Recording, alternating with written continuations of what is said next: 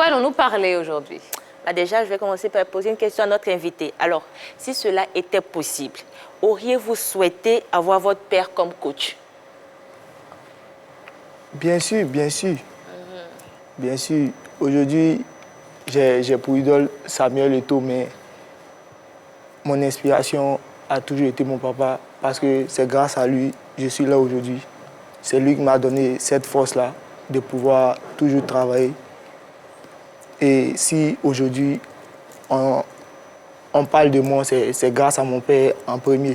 Et je le remercie. Merci papa. Si tu regardes l'émission, merci. Votre père jouait au foot Non. Non, pas du tout? Non. D'accord. Alors, la question n'est pas fortuite parce que Sabuzz aujourd'hui met la lumière sur ces coachs qui ont entraîné leur fils. Mais est-ce que c'est réellement facile, quand on est joueur, d'avoir son père comme entraîneur? C'est pas évident. D'abord, c'est un honneur d'avoir son père comme entraîneur, mais c'est une pression supplémentaire. C'est-à-dire, en plus d'être un joueur lambda comme tout le monde, tu as la pression de ton père. C'est-à-dire, tu dois faire honneur à ton père, tu dois faire honneur au public, aux spectateurs et tout. Donc, c'est pas véritablement évident. Et puis, pour le père aussi, c'est pas facile parce qu'il a un devoir de rendement. Quand tu prends ton fils comme un joueur, on se dit que tu lui as tout appris. Donc, il doit être excellent. Pourtant, ce n'est pas héréditaire. Donc, il y a la pression de part et d'autre, en fait. Vous êtes d'accord? Oui, je suis d'accord avec elle. C'est un plaisir d'avoir son papa à côté de soi, mais comme entraîneur, il y a une pression supplémentaire qui intervient, donc c'est difficile. On va dire que ça a toujours été naturel, d'ailleurs. Parce qu'à la maison, quand le père était un grand footballeur et que le fils suit ses traces, il est un entraîneur naturel à la maison. Tous les joueurs ont été quasiment influencés par le père qu'on a vu jouer, qui est à la maison, qui vous montre les premiers secrets, les premières touches qui vous impactent plus ou moins. C'est naturel. Mais par contre, quand vous arrivez en club, ça devient difficile. Parce que la réalité du club n'est pas celle de la maison.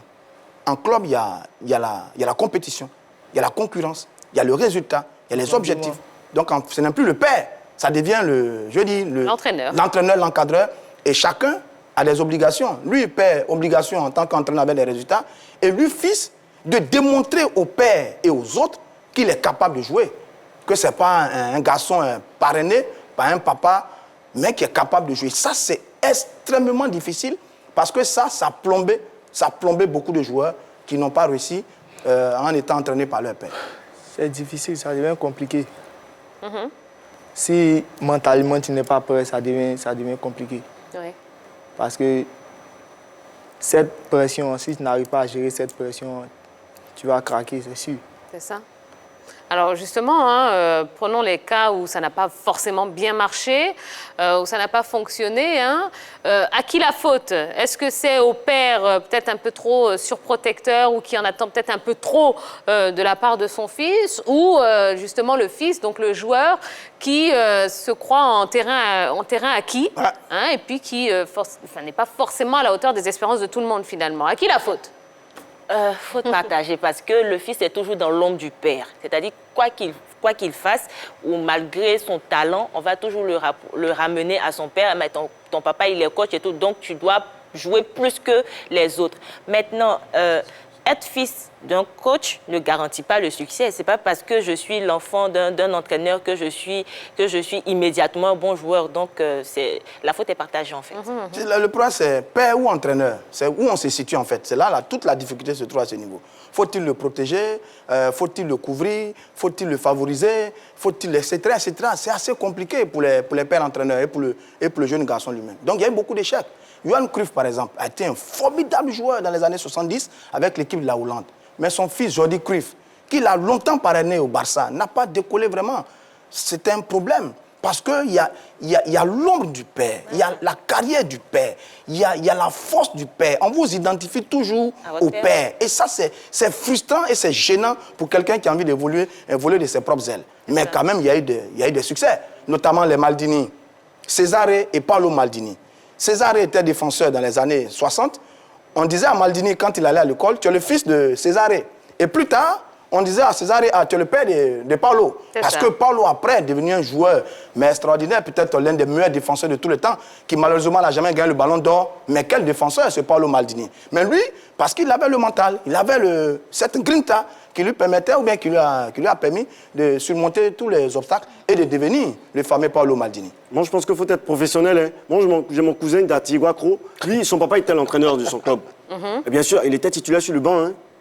Mon ami était titulaire sur le banc. Titulaire sur le banc? Oui. Ah bah oui. Bah, il ne joue pas bien, donc il était titulaire sur le banc. Et puis son père l'envoyait par là acheter de l'eau quand ses camarades jouaient.